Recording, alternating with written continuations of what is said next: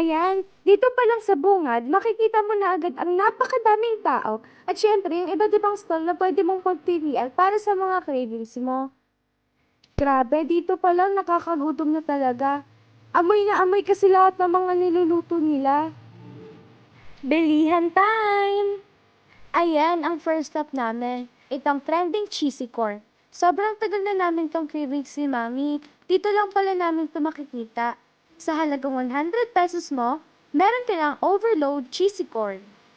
Cheesy overload talaga. Nakikita niyo ba yan mga beshi ko? I'm so excited. Yay! Malapit na matapos.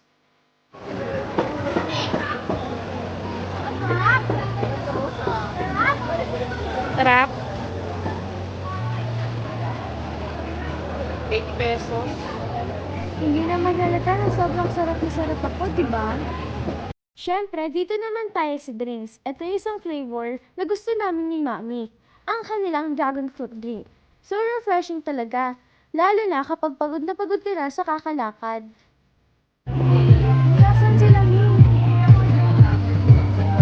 Yung na. Punta ka na. Nawawalang bata. Nawawalang bata.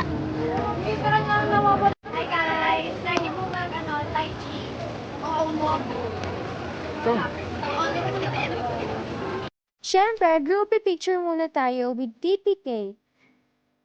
Ayan, nagpicture ako dito kasi sobrang cute talaga nung nasa likod ko. Di ba mga beshi? Dito naman tayo kay Mr. Sherbet. Dumugo talaga yung ilong namin sa kaka-English niya. Kilala niyo ba siya? Grabe, nakakatuwa talaga siya.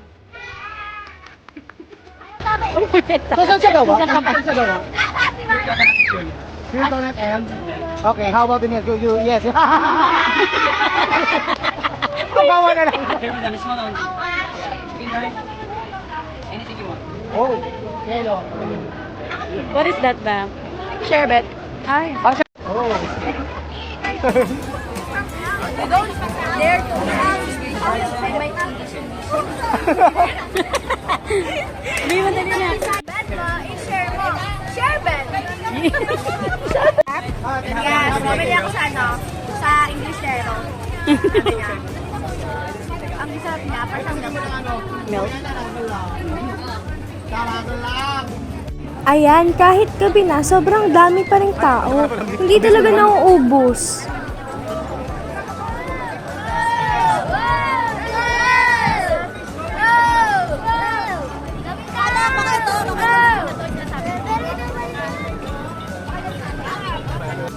Oh, nandun naman dyan.